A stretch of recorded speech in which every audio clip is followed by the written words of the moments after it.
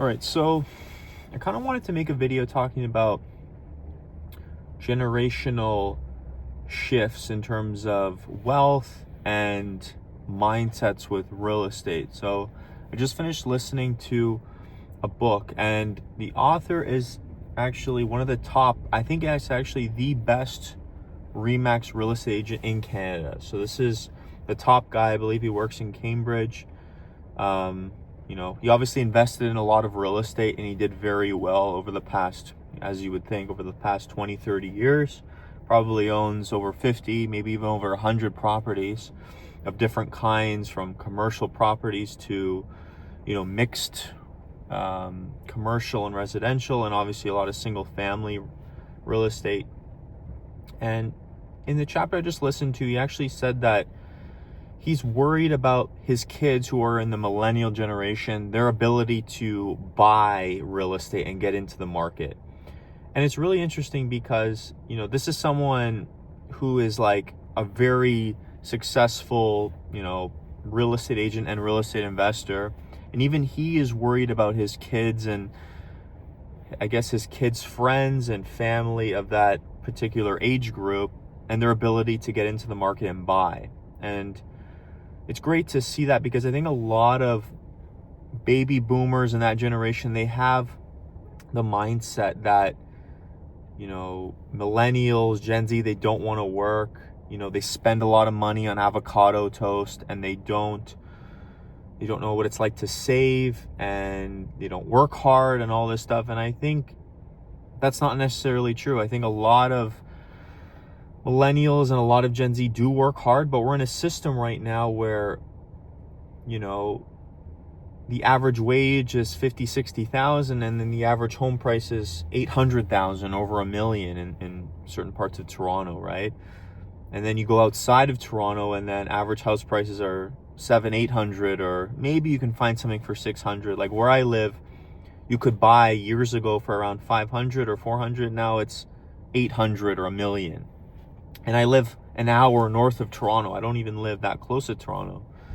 And prices went crazy, albeit they have corrected a little bit. So the interesting thing is that, in the book specifically, what he talks about is that when he was younger, he said the average wage was around 25, 30,000 a year, and then the average home price was around 100,000 a year. Okay, and that crazy part is, you could save, your salary for 2-3 years, and you could easily buy a home, right? Whereas now it's, I think, 8 times or 10 times income is what house prices are at. So the ratios are completely different compared to what they used to be.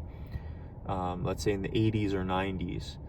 And it's sad because I'm 31 years old. I just turned 31. And I can't imagine if I was 10 years younger. Let's say I was 20 years old, or, 21 or 18.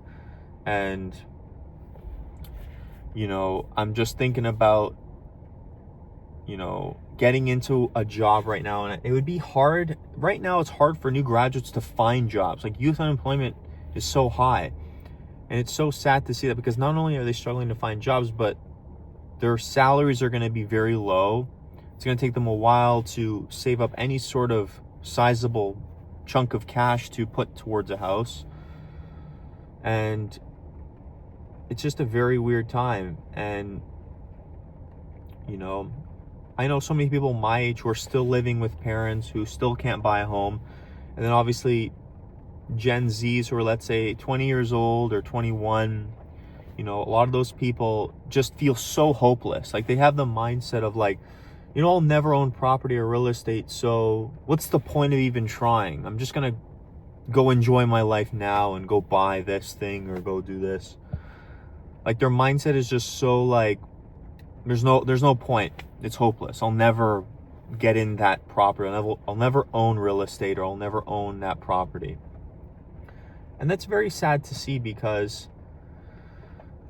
at the same time, though, I can empathize with them and see why they would feel that way, why they would feel that it's so out of touch, it's so out of reach for them,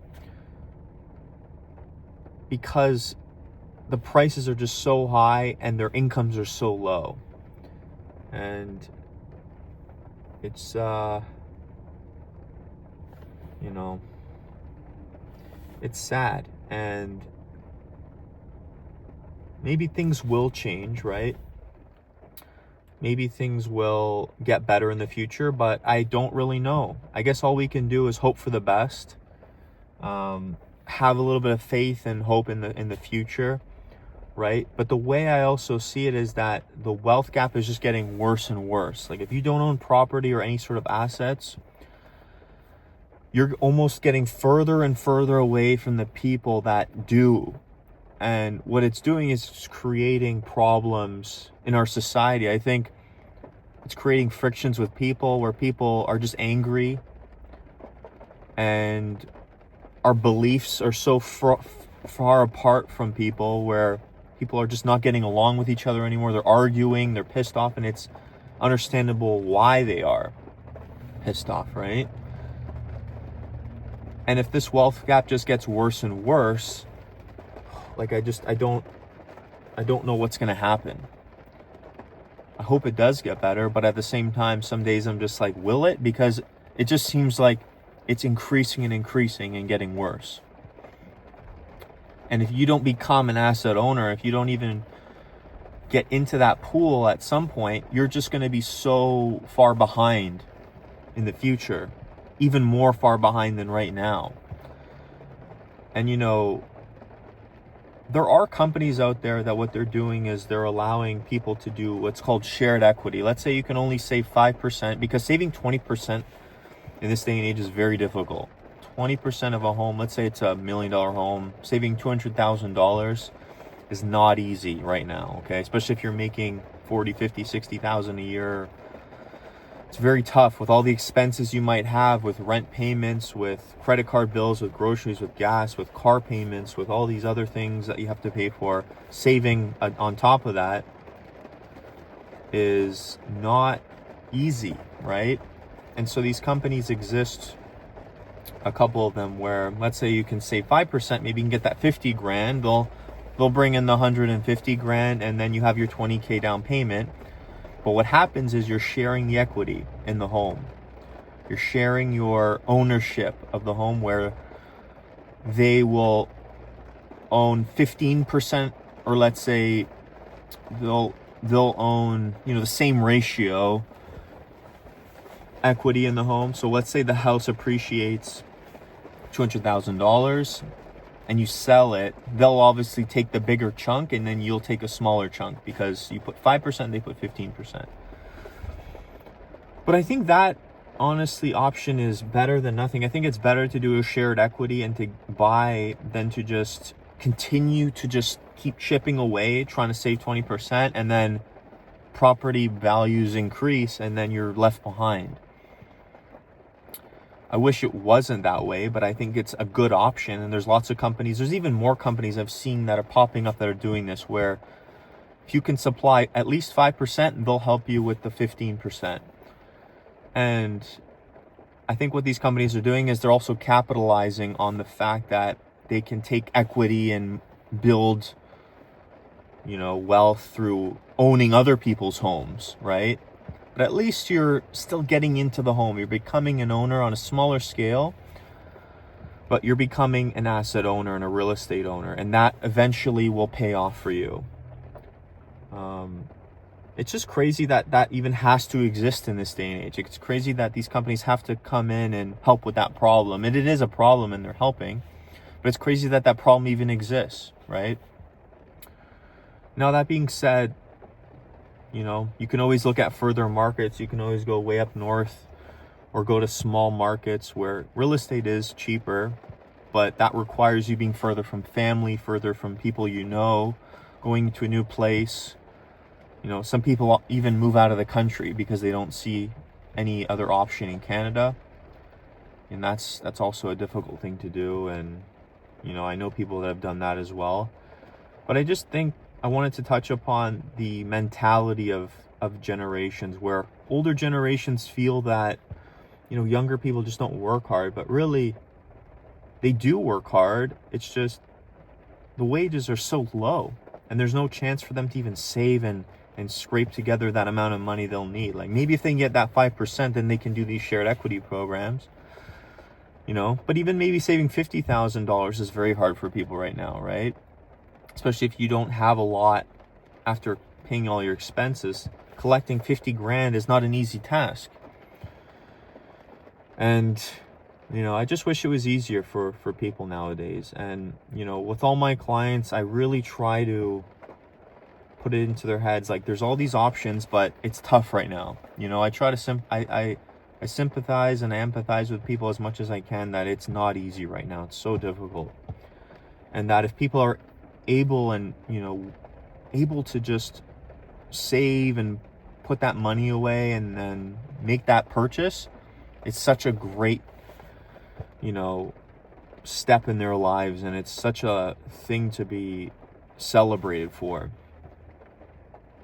I just wish it was easier, and I wish it wasn't so unattainable for the average young person right now, because it's very discouraging to go to school. You follow that path where, you know, you go to school, you follow what your parents, your grandparents did, you know, and even that's a whole other discussion of going to college and university now. But you do all that work and then you get into the workforce. You struggle to find a job right now because the economy's not doing well.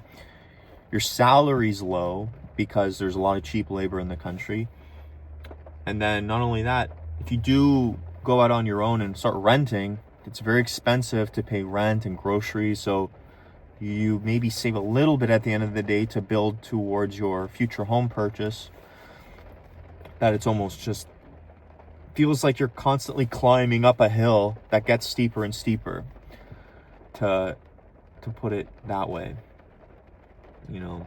So I do think these shared equity things are interesting, but I really want to talk about the generational mindset of let's say the baby boomer generation, who's now getting up there in age, right? Baby boomers are now approaching, you know, their mid 60s, and a lot of them do help their kids because kids need help right now. Even if you're 35, 30 years old, 20 years old right now, most likely you will need help from parents or some sort of assistance, right? But it's great that even if you don't have that help, there's companies that will put down that 15% to get you into the home sooner. If you can do that 5%, they can help you. Yeah, I do hope things improve. Got to keep the faith and hope alive, and hope that things get better in the future, that the economy does recover in Canada, that productivity increases, wages go up, and then people are able to save for their first property and get into the market and start becoming asset owners. Because this wealth gap that we're seeing, I think, is just going to get worse and worse and worse, and it's going to create more extremism with ideologies and political thinking. And it's going to create more crime, more poverty. It's going to change our economic system in terms of what people buy and what people don't buy, and what businesses are around us and what's not. It could create more slums like what you see in countries like in South America and parts of Eastern Europe. If that does happen in Canada, it's going to be ugly, and I hope that doesn't happen. But, you know, hoping that we do have a better future, things do improve. I just some days don't think it'll happen, because it just seems like it's just, the spread is just getting further and further.